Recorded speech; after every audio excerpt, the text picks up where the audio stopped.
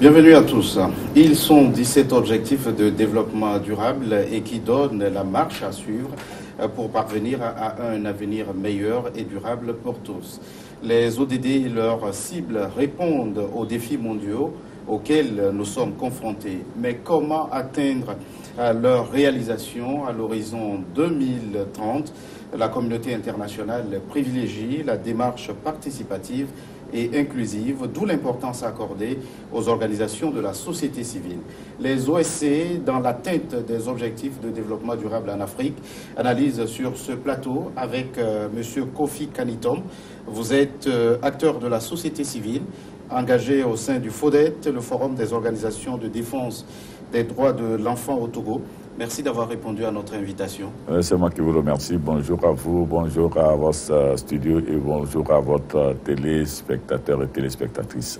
Merci, M. Kanitom. Organisation de la société civile, votre rôle est indéniable dans l'atteinte des ODD. Quel mécanisme d'appropriation de ces ODD par les OSC? Merci. Je pense que quand vous parlez des ODD, effectivement, le Togo a souscrit pour la mise en œuvre de ces ODD et le Togo même est un pays pilote dans ce cadre. Et il fallait définir maintenant une politique de mise en œuvre de ces ODD et je pense que c'est ce que le Togo tente de faire en reformant la SCAP qui entre-temps était l'instrument politique qui prônait le développement économique en PND. Mécanisme d'information sur les deux ODD.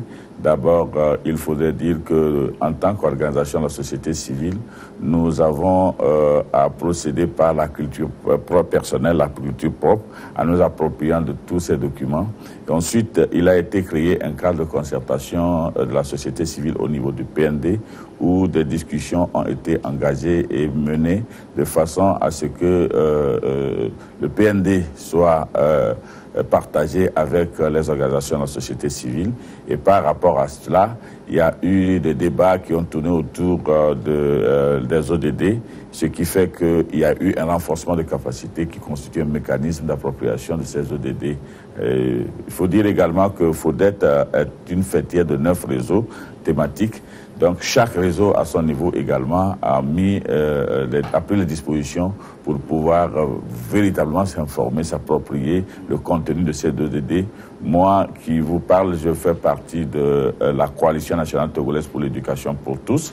Donc dès que les ODD sont arrivés, nous avons pris la thématique qui nous concernait, c'est-à-dire l'ODD 4 qui parle de l'éducation de qualité et de possibilités d'apprentissage tout au long de la vie. Nous avons eu à décortiquer cela avec l'UNESCO.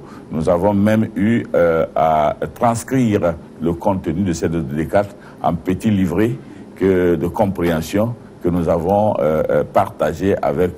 Nous allons revenir sur ces détails, mais précisément quand vous parlez de renforcement de capacité, alors renforcement de capacité sur quoi précisément? Est-ce que c'est sur votre démarche en tant qu'organisation de la société civile ou c'est sur comment est-ce que vous allez mener vos actions? Sur quoi avez-vous vu vos capacités renforcées? D'abord, en matière de l'appropriation du contenu, qu'est-ce que les ODD dans leur globalité insinuent et quelles sont les dispositions qui sont prises pour pouvoir atteindre ces objectifs?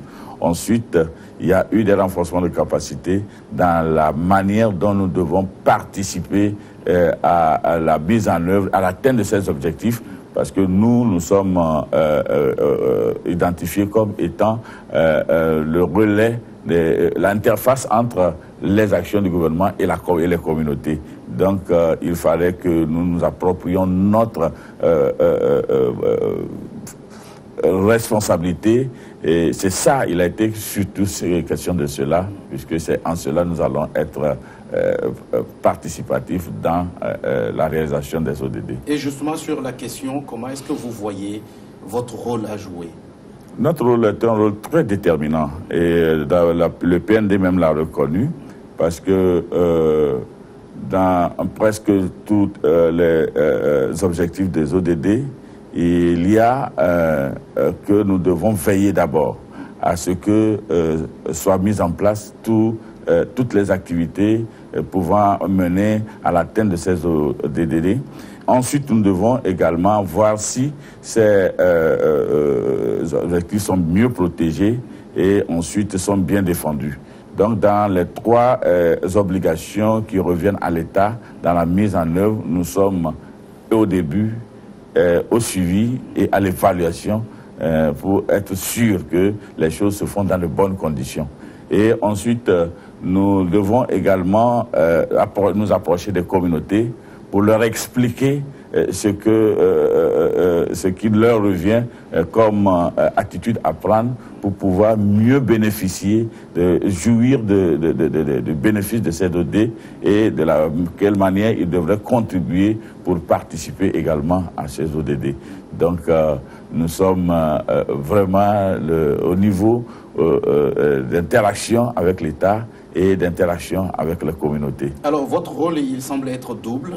Vous avez un rôle d'acteur, vous avez un rôle de veille par rapport à l'action de l'État. À quel niveau se trouvent vraiment vos préoccupations? Est-ce que c'est au niveau de votre rôle en tant qu'acteur ou votre rôle en tant que veille? Beaucoup en tant qu'acteur et puis beaucoup en tant que veille, parce que je l'explique comme ça. Parce que acteur, il faut dire que vous comprendrez avec moi que les dispositions dans les ODD sont souvent présentées sous forme de termes techniques, donc difficilement cernables par les différentes communautés, et surtout avec le Forum des organisations de défense des droits des enfants qui défend la cause des enfants. Vous comprendrez que les enfants sont ont des difficultés, auront des difficultés à cerner ce contenu. Donc, il va falloir que nous démystifions, nous diluions ce contenu et que nous puissions les servir de façon les plus explicite et compréhensible par les enfants. D'autres cas, il faut aussi prendre en compte le fait que l'ensemble de la communauté n'est pas forcément alphabétisé. Donc, il y a un certain nombre d'explications qui doivent être transcrites en langue pour permettre à l'ensemble de cette communauté de pouvoir cerner tous les dispositifs qui sont inclus dans les ODD et comprendre la part de responsabilité qui leur reviennent et la part de jouissance à laquelle ils doivent s'entendre. Vous voyez, dans ce cadre, nous sommes plus dans ce truc. Et pour des actions concertées et collégiales, il faut procéder à des mobilisations, il faut procéder à des conscientisations afin que la démarche, la progression vers l'atteinte des objectifs ne soit pas plus ou moins dispersée. Alors, c'est dire qu'on a traduit les ODD dans toutes les langues que compte un pays comme le Togo? Pour le moment, je pense que c'est des efforts qui se font en cela. Qu'est-ce que nous faisons? Il n'y a pas une transcription directe, mais comme vous, avec les journalistes, dès que nous venons, nous discutons avec vous, nous renforçons vos capacités dans la compréhension de ces trucs. Et comme tel, vous les utilisez en langue. Et parfois, quand nous avons l'opportunité d'être reçus sur les antennes, des fois, nous parlons dans les langues que nous maîtrisons et ainsi de suite. Je pense que la chose se fait compréhensible. Par exemple, l'autre fois, il était question de l'éducation inclusive. C'est un terme qui n'est pas tellement approprié et c'est un terme émergent puisque c'est maintenant que le Togo s'illustre dans l'éducation inclusive. Nous avons dû renforcer d'abord les capacités de la communauté sur ce que c'était que l'éducation inclusive, surtout des enfants handicapés. Et nous avons essayé de voir dans quelle mesure nous pouvons transformer les paradigmes que ces sociétés avaient à l'endroit de ces enfants handicapés. Et ensuite, nous les avons conscientisés à pouvoir participer à l'envoi de ces enfants handicapés dans les écoles ordinaires. Nous avons interagi avec l'institutionnel pour que les portes des écoles soient ouvertes désormais à ces francs d'élèves. Et nous avons demandé à ce que toutes les dispositions soient prises pour que ces enfants, une fois dans ces écoles, ne soient pas abandonnés à eux, mais qu'ils aient un soutien, un encadrement de proximité qui puisse leur permettre d'apprendre.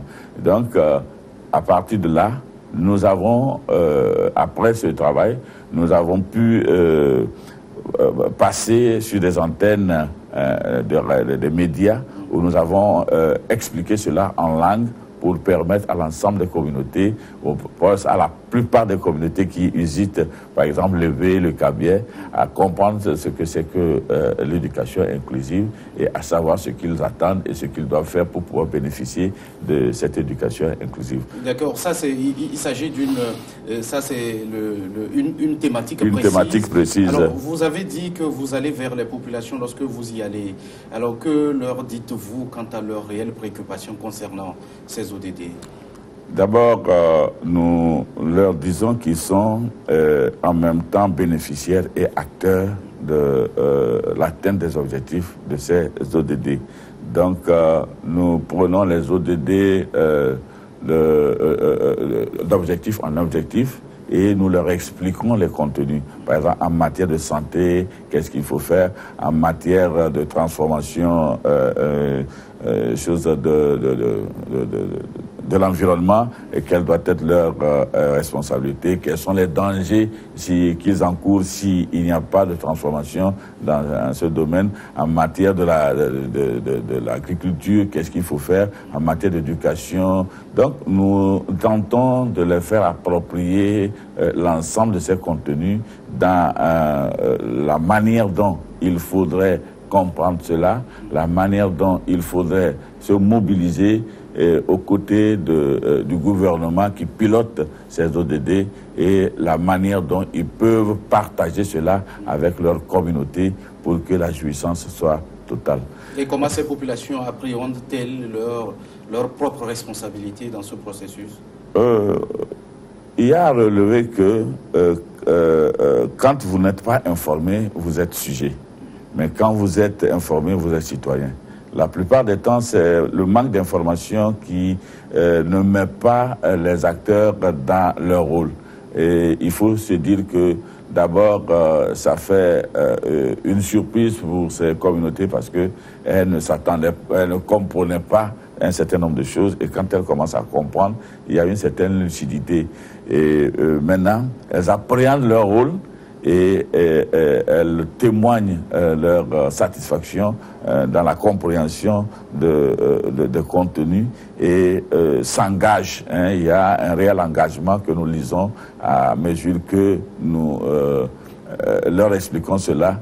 Mais il faudrait également relativiser quelque chose parce que une chose est d'accepter la chose et de s'engager, une chose est réellement de se mettre en œuvre. Donc, je puis assurer ici qu'il faut que les contacts soient encore plus fréquents afin que des gens puissent transcrire ce qu'ils ont appris dans les gestes. Parce qu'il y a eu par le passé des habitudes qui se sont érigées en caractère et difficilement enlevables dans le comportement des hommes. Alors, qu'est-ce que vous pointez du doigt quand vous parlez de ces habitudes? Bon, en fait, je vais statuer sur un thème que je connais, l'éducation inclusive. Vous voyez, par exemple, nous avons pris l'habitude de désigner certaines personnes par des sobriquets, ne sachant pas que nous sommes en train de les mettre à l'aise, de les malaiser, et puis de les mettre mal à l'aise. Et puis, c'est difficile aujourd'hui que l'on se départisse de cette habitude, quand bien même on nous dit que cela n'est pas... Il y a les problèmes de violence, par exemple. Aujourd'hui, c'est très difficile de pouvoir, même dans le cercle familial, mener sa famille sans par moment passer par la violence. Nous parlons de l'environnement, par exemple.